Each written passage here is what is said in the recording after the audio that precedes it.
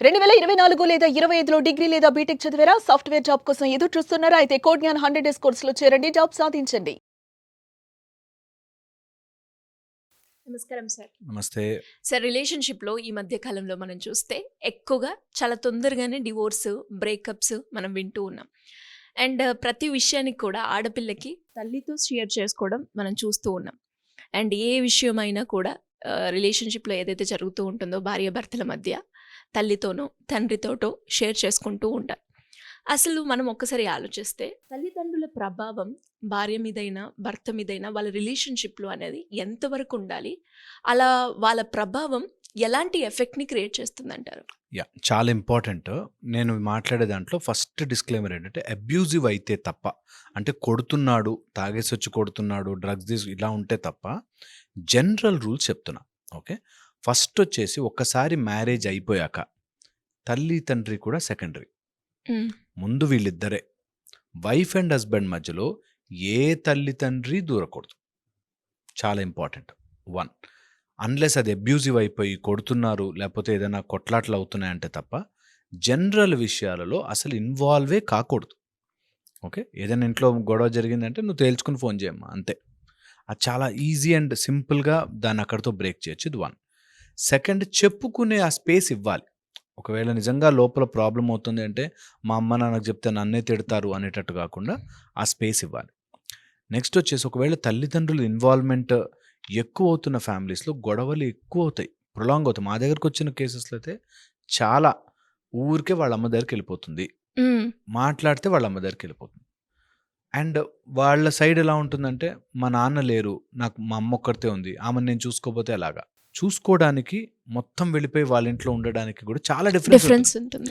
So ఆ simple things complicate అయిపోతాయి.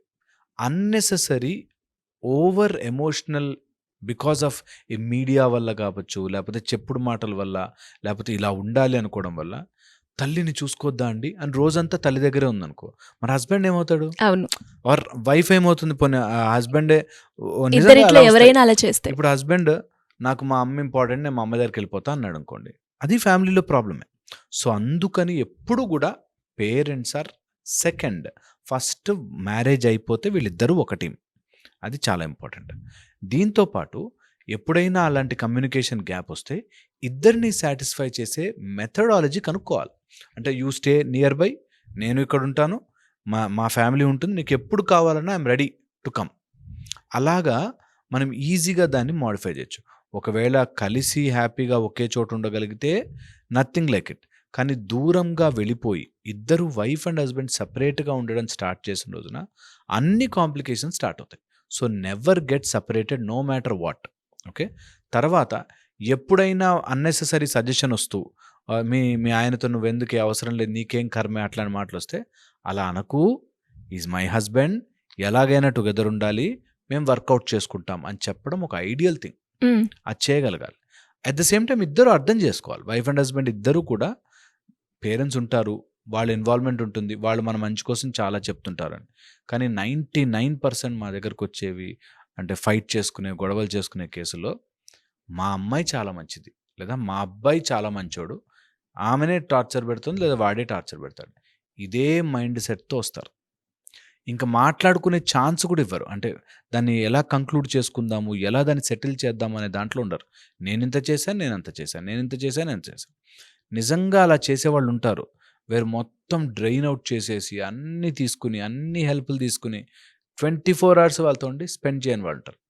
ఇలాంటి వాళ్ళకి తల్లిదండ్రుల దగ్గర ఎక్కువ ప్రేమ ఉన్నట్టు కనిపిస్తుంది.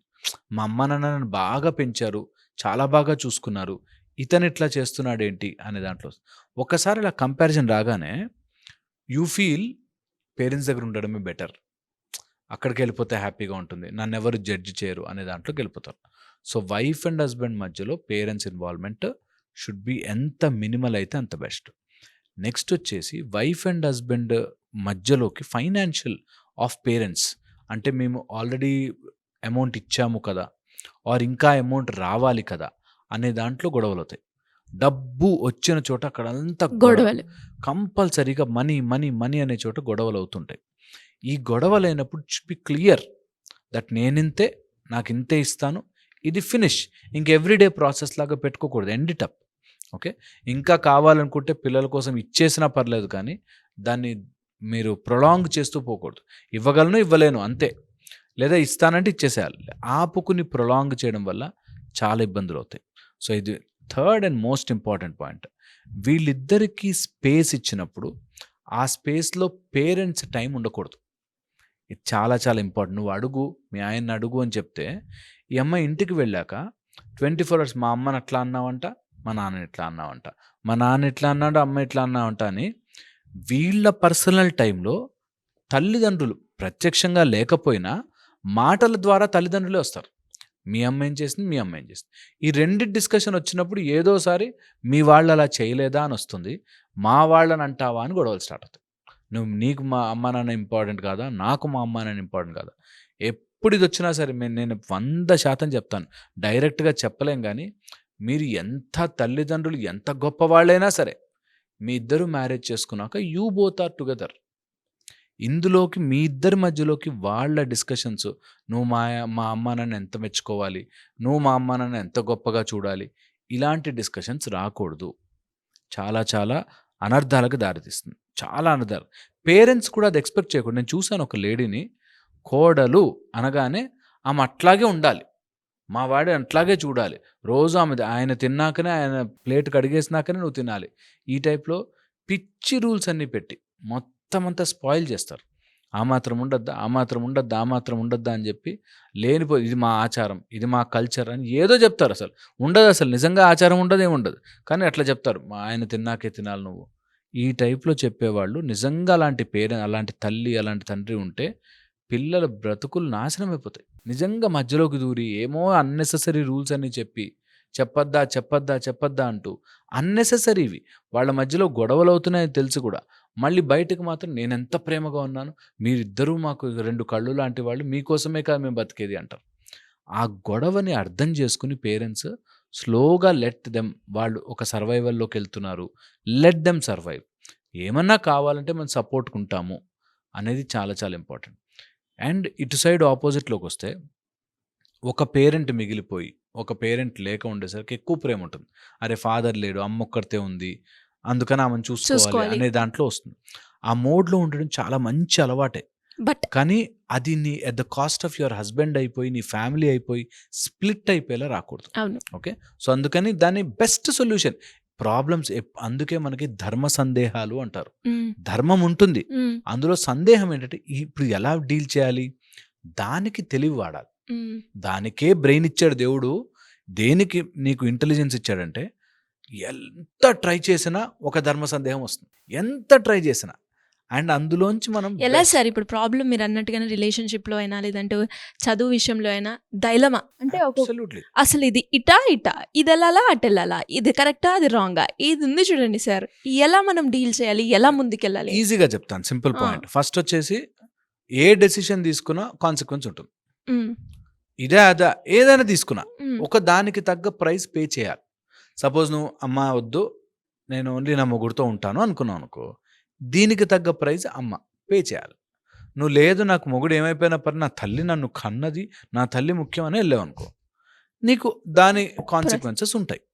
సో అందుకని రెండిట్లో బెస్ట్ సొల్యూషన్ ఏరుకోవడం రావాలి. ఇది ఫ్యామిలీ కాబట్టి తెంచుకోలేం. ఇప్పుడు జాబ్ అనుకో, ఈ జాబ్ పోతే ఇంకో జాబ్ అనుకోవచ్చు. అదే ఫ్యామిలీలో తల్లి హస్బెండ్ ఈ మధ్యలో వచ్చిన చోట, నేను అందుకే మనకేం చెప్తారంటే మంగళకరము అంటారు. మంగళకరం ఏంటంటే అసలు ఈ గొడవ రాకుండా ఉండడం. నిజంగా తల్లి ముఖ్యమా నీకు మొగుడు ముఖ్యమా అనే స్టేజ్ ఎవ్వరికీ రాకూడదు. నీకు ఈ కన్ను ముఖ్యమా ఈ కన్ను ముఖ్యమా అనే స్టేజ్ ఏ మనిషికి రాకూడదు. అందుకే మనకి పూజలు చేయి, వ్రతాలు చేయి, నోములు చేయి, లేకపోతే దేవుడి దండం పెట్టుకో. ఎందుకంటారు తెలుసా, ఇలాంటి సందిగ్ధంలో వచ్చి రాకూడదు అని. ఏదో ఫంక్షన్లో ఒకసారి వాళ్ళ మామని ఏదో మాటలో మాట ఏదో మీరు లాస్ట్ టైం అట్లా ఇయ్యలే కదా మేము వచ్చినప్పుడు అన్నాడు. వాళ్ళ నాన్న కూడా ఆవేశంగా తీసుకున్నాడు. ఇప్పుడు ఫాదర్కి అల్లుడికి పడట్లేదు. వీళ్ళిద్దరి మధ్యలో అమ్మాయి నలిగిపోతుంది. నేనేం చెప్పాలి. అలాంటి సిచ్యువేషన్ రాకుండడానికే మనకి మంగళకరమైనవి జరగాలి అంటే దేవుడు భక్తి ఆరాధన అది రావాలని కోరుకో. ఒకవేళ వచ్చిందనుకో, what best solution in your mind చేయాలో చేయాలి. It's very big complicated thing. మీరు సింపుల్ నేను చెప్తున్నదా, డాగ్ కోసం చిన్నప్పటి నుంచి పెంచుకున్న కుక్క, డాగ్ కోసం ట్రూ నేను ఎన్ని చూశాను అట్లా. ఇలా నేను చిన్నప్పటి నుంచి సైలెంట్గా ఉండడం ఇష్టం, వాళ్ళ ఇంట్లో అందరూ ఈ టైప్లో ఉంటాయి గొడవలు. సో దాన్ని ఎంత త్వరగా మనం అర్థం చేసుకుంటే అంత బాగుంటుంది. దాన్ని ప్రొలాంగ్ చేసుకోకుండా సాల్వ్ చేసుకోవాలి. Hope this helps. True sir. Thank you so much. Suman టీవీలో మీ పర్సనల్ అండ్ బిజినెస్ ప్రమోషన్స్ కోసం కింది నెంబర్కి కాంటాక్ట్ చేయండి.